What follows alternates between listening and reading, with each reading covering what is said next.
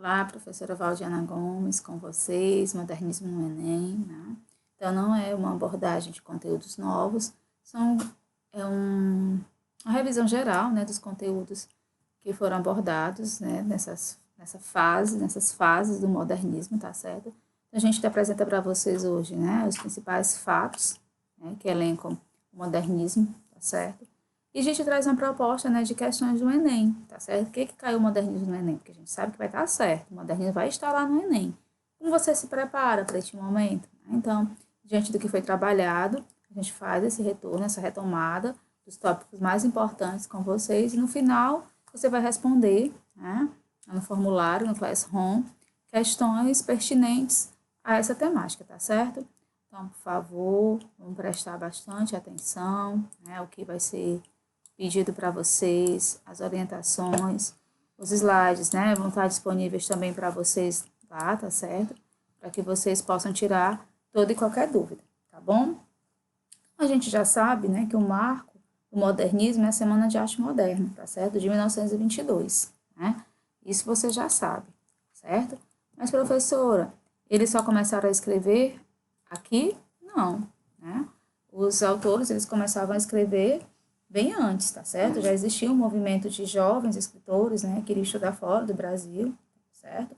Então, essas influências artísticas ia redimensionando para essa nova realidade, tá certo? Vendo assim a nossa literatura como ultrapassada, né? A estética do século XIX, né? Ainda com uma poesia parnasiana. Então, o modernismo ele visava fazer uma nova forma de arte, completamente diferente da que estava sendo feita no início do século XX. As pinturas e esculturas que antes eram realistas e fiéis à realidade começaram a tomar novas formas, mostrando que a vida poderia ser mostrada de outra forma, parecida com sonhos em formas geométricas, certo? E aí a gente percebe que com essas novas ideias, esse movimento foi a Semana de Arte Moderna. E por que em 1922? Né? O que foi que aconteceu aí? Porque fazia 100 anos da independência, né, do Brasil. Então, que foi em 1822. Então, 1922 seria um marco, seria a transformação agora da cultura. Então, o modernismo no Brasil começou, né, em 1922 com a influência da Semana de Arte Moderna, como eu acabei de falar. O evento chocou a sociedade conservadora, né, elitista, e mostrou que a arte estava mudando. E claro que essa semana durou 3 dias e ela não teve aquela expansão de atingir a massa, mas esse passo ele foi muito importante para a literatura naquele momento. O Brasil passava por um momento complicado, crise, greves, protestos e aumento da inflação. O mundo inteiro, né, estava angustiado devido à Primeira Guerra Mundial. Então, a saída foi criar um movimento artístico que criticasse esse período e mostrasse à sociedade que havia uma nova saída, uma forma de transgredir essa realidade, né? Essas sérias transformações que iriam acontecer, certo? E a gente vai citar essas características da primeira fase do modernismo. É importante que você compreenda, para que quando você esteja em situações de responder questões, você possa fazer essas análises comparativas, tá certo? Então, a gente vai ter como característica forte rompimento com as estruturas do passado, linguagem coloquial, valorização do índio brasileiro, o nacionalismo, né, presente, um caráter revolucionário, tá certo? E a gente vai ter aí destaques, né, Mário de Andrade, Oswald de Andrade, tá certo? A Cília do Amaral, Anita Mafaldi, né? E é importante a gente perceber, principalmente, as relações, né, as influências que esses autores eles vão estar mostrando para a gente, tá certo? O como isso poderia, como isso fez a diferença para que a nossa literatura fosse se tornando mais simples, mais densa, mais a realidade brasileira, né? Dizendo adeus àquela poesia certinha, da métrica regular, né? Então a gente foi se despedindo de uma certa forma desse contexto, tá certo? E aí a gente dá um destaque, né, das citações de Oswald de Andrade, em que ele fazendo uma comparação com o poema de Gonçalves Dias, né, Minha Terra Tem Palmeiras. E ele escreve Minha Terra Tem Palmares. Né? Nesse momento, ele coloca o negro como uma cultura, como um personagem, né, importante que foi deixado de lado da cultura nacional. Então, a gente não pode deixar de fazer essas análises. O advento do modernismo esteve intimamente ligado com a Semana de Arte Moderna, mais uma vez, em 1922. Os idealizadores do movimento, como Oswald de Andrade e Mário de Andrade, tornaram-se escritores notáveis dessa fase. Eles buscavam essa renovação completa da estética artística e, por causa disso, essa fase ficou conhecida como fase heróica. Né? Essa renovação foi influenciada diretamente pelas vanguardas europeias, que também tinham o objetivo de transformar a forma como o mundo via arte, o cubismo, o surrealismo, o futurismo. São exemplos de vanguardas que tiveram forte influência na literatura brasileira. É uma fase marcada, mais uma vez, repito, insisto para que você assimile, por um nacionalismo muito forte, pela valorização da figura do indígena, por um caráter revolucionário, pela linguagem coloquial, né, e pelo anarquismo, tá certo? Enquanto isso, né, lá na Europa, a gente abre esse parênteses para dizer, o mundo ainda sofria os impactos da Primeira Guerra Mundial. Né? O mundo sofria o impacto de duas grandes guerras e da Guerra Fria. E tudo isso levou a população a questionar o otimismo de décadas anteriores. Né? Na arte, isso refletia na popularização de movimentos abstratos inovadores, como o dadaísmo, o cubismo, o realismo, vários movimentos que corriam ao mesmo tempo. Né? Houve o de Andrade nesse período lá no Manifesto para o Brasil, que salienta a importância da poesia brasileira ser exportada, assim como para o Brasil, fora no passado colonial. Né? Uma das características mais importantes é o primitivismo, o sentimento de que o patriotismo seria alcançado pela valorização do passado histórico. Né? O autor criticava os textos eruditos da burguesia e acreditava no nacionalismo, na originalidade, na linguagem cheia de humor e escrita de forma coloquial, próxima da forma como as pessoas falavam no cotidiano. Essa era a denúncia, esse era o pedido, a literatura próxima das pessoas, para que as pessoas pudessem se sentir parte, né, desse contexto, dessa fase, dessa obra em que era colocada a literatura, tá certo? Aí tem outros manifestos, né?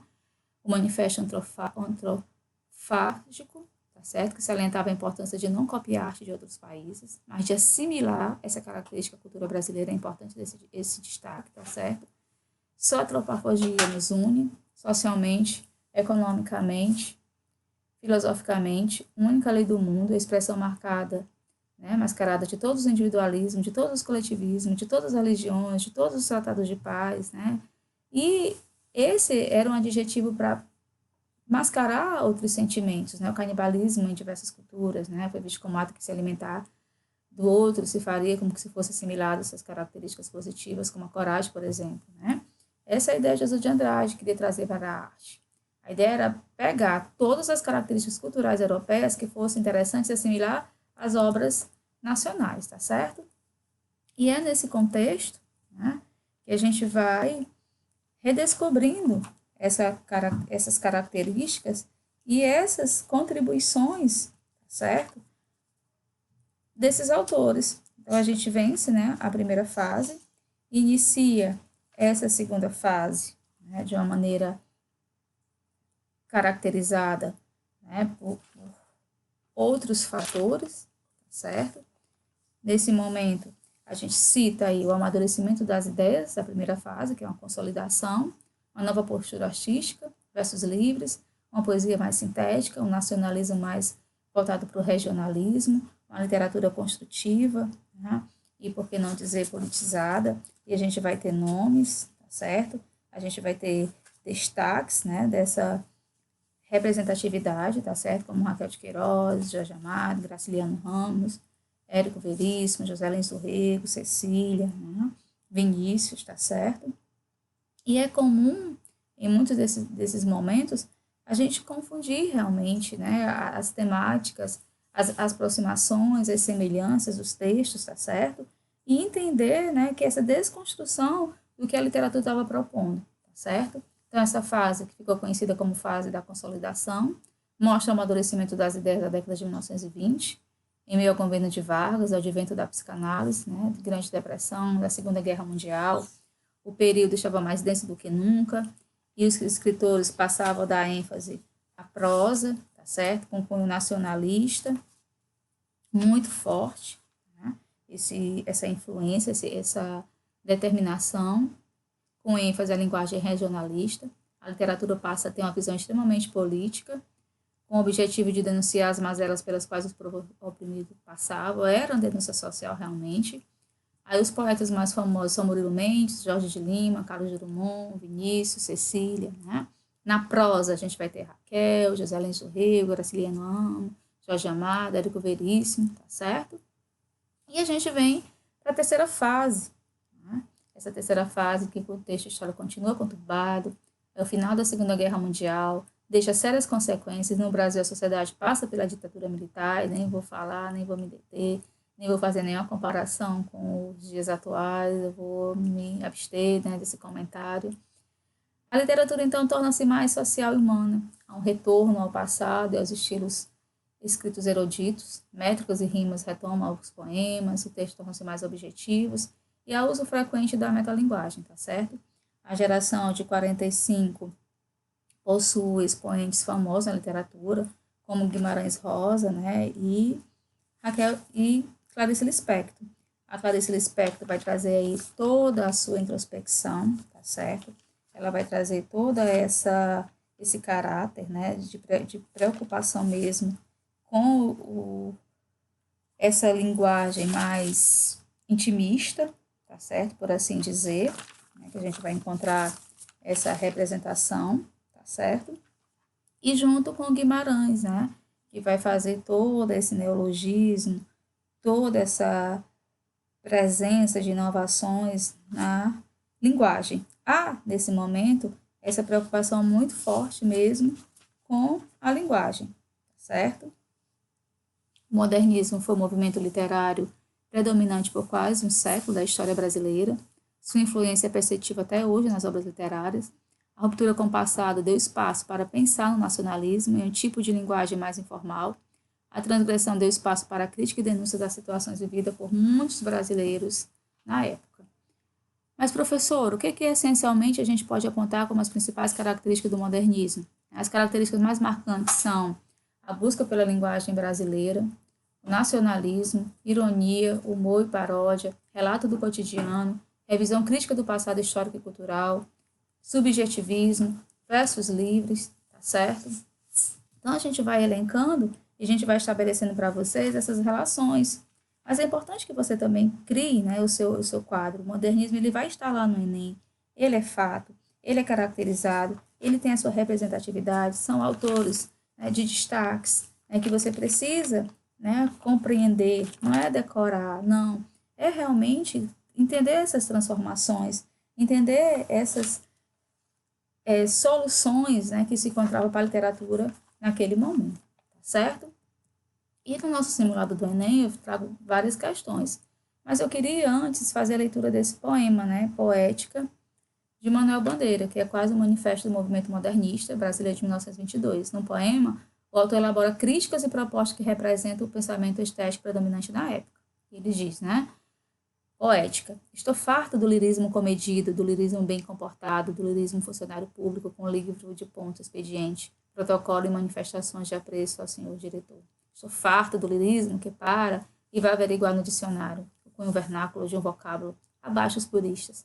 Quero antes o lirismo dos loucos, o lirismo dos bêbados, o lirismo difícil e pungente dos bêbados, o lirismo dos close de Shakespeare. Não quero mais saber do lirismo que não é libertação. Manuel Bandeira, Poesia Completa e Prosa, Rio de Janeiro, José Aguilar, 1974. Então, a gente aí, em relação à forma, nós temos versos livres, brancos, a estrofação irregular e toda e qualquer ausência de pontuação. A gente tem a crítica à poesia parnasiana, né, o formalismo, preciosismo, a contenção emocional. A gente tem a defesa da liberdade moderna, né, verso livre, coloquialismo, rompendo regras, liberdade linguística. A gente tem uma crítica aos clichês românticos, mal do século, poesia feita, né, para namorar, por assim dizer. A gente percebe, né, essa versatilidade, tá certo? A gente vê aí fortemente a crítica ao lirismo, né, qualquer forma poética que é previsível. A defesa de uma poesia totalmente livre das amarras tradicionais, né, ele pede essa poesia mesmo espontânea, né, e faz a defesa de um lirismo mesmo denso, espontâneo, inconsciente e, acima de tudo, né, que seja vivo, uma poesia que seja viva realmente, tá certo? Então, é assim, né, que fica aí essa análise, essa ajuda, né, essa análise dessa poesia, né, para que vocês possam, né, de acordo com esse poema, com esse tema poético, resolver as questões, tá certo? Espero sinceramente que vocês possam adentrar a esse contexto, a essa pesquisa, em literatura, que gostem, que se identifiquem, que é importante. A literatura ela se explica pela história. É importante você ter essa curiosidade, fazer esses apontamentos, organizar no seu caderno o que foi a primeira fase, a segunda fase, a terceira fase, resolver essas questões. Ah, professor, eu vou pegar lá na internet. Não, não faz isso não, né? Lê, apreende, exercita, faz um simulado. O modernismo vai estar no Enem, você vai ser cobrado disso e ninguém vai poder fazer isso por você, que não seja você, tá certo? Então, por menor que seja o tempo de estudo, estude, não tenha medo de crescer lentamente, tenha medo apenas de ficar parado. Então é assim que a gente encerra esse momento de hoje, tá certo? Espero que vocês tenham gostado. Não se esqueçam de se inscrever no nosso canal, vou pedir mais uma vez. Dá um like na nossa aula, né, pra gente ficar também sabendo aí que você assistiu, que você acompanhou. Vai lá no Classroom, responde as questões e eu vou estar na torcida para o maior número possível de acertos. Um abraço carinhoso e até a próxima aula.